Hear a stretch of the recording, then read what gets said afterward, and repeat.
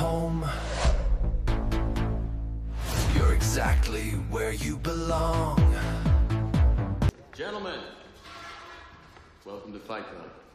Let's talk about Tyler Durden, not as a character from Fight Club, but as an idea, a psychological eruption, a philosophical scream that echoes inside modern humanity.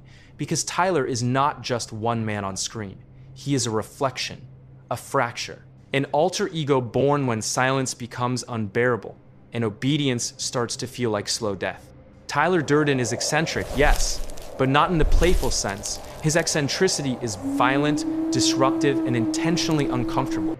Because he does not exist to entertain you, he exists to wake you up. And that awakening is never gentle. It is a slap across the face of a society numbed by comfort, fake smiles, corporate jargon, and hollow ambition. A society where people confuse possessions with purpose and confuse obedience with maturity. Tyler does not tolerate fakeness. Not the kind that hides behind politeness. Not the kind that wears suits and smiles in boardrooms. And certainly not the kind that tells you who you should be, what success looks like, and how much you're worth based on the things you own. Because to Tyler, the modern world is a beautifully decorated cage, and capitalism is the velvet lining that makes people forget they're imprisoned. He looks at consumerism and laughs, not because it's funny, but because it's tragic, because he sees grown adults defining their identities by furniture catalogs, by brand names, by job titles that sound impressive but feel empty at night. And he asks the question nobody wants to answer.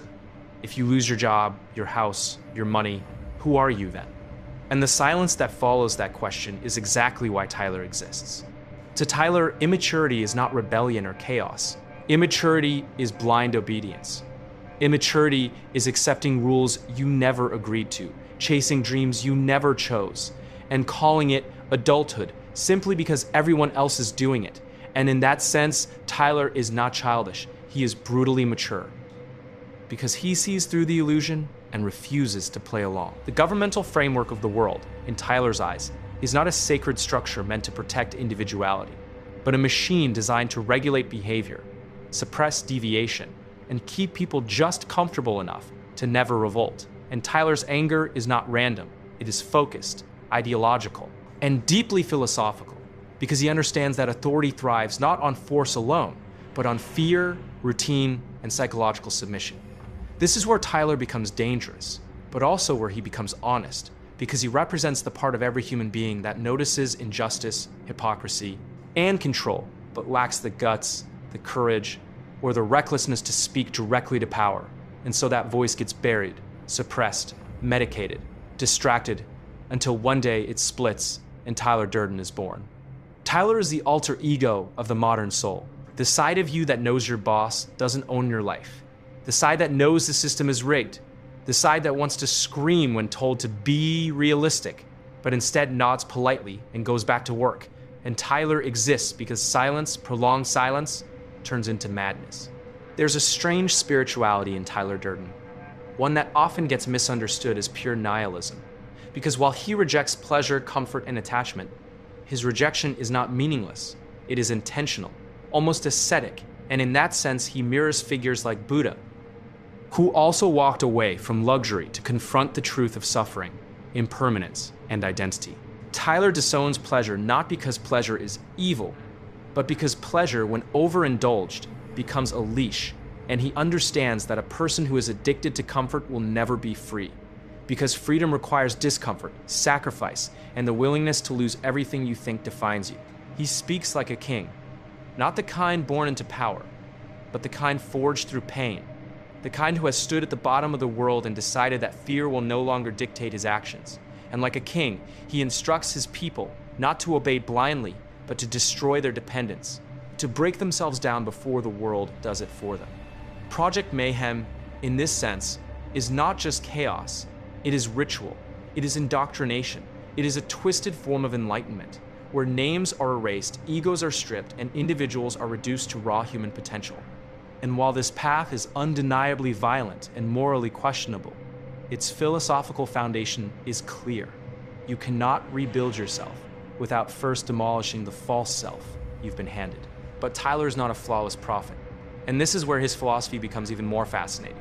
Because while he preaches freedom, he also creates another system, another hierarchy, another form of control, showing us that even rebellion can become authoritarian when ideology replaces self-awareness.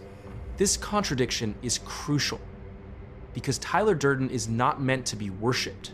He is meant to be examined, questioned, and ultimately understood as a warning that unchecked rage, even when justified, can become tyranny, and that the line between liberation and domination is thinner than we like to believe. Tyler represents the extreme response to a suffocating world, and extremes, by nature, burn fast and consume everything around them, including the person who created them. And that is the final philosophical truth of Tyler Durden, that he is both the cure and the disease, the awakening and the collapse. He is the voice that tells you the truth no one else will, but he is also the voice that can push you into self-destruction if you mistake destruction for enlightenment. And this duality is what makes Tyler timeless, because he reflects a conflict that exists inside every generation, the desire to be free versus the fear of what freedom actually costs. In the end, Tyler Durden is not asking you to punch strangers or burn buildings. He is asking a far more terrifying question. If everything you believe about success, authority, and identity was a lie, would you have the courage to start over? And that question lingers long after the screen fades to black, because deep down, whether we admit it or not, Tyler lives inside us all, waiting for the moment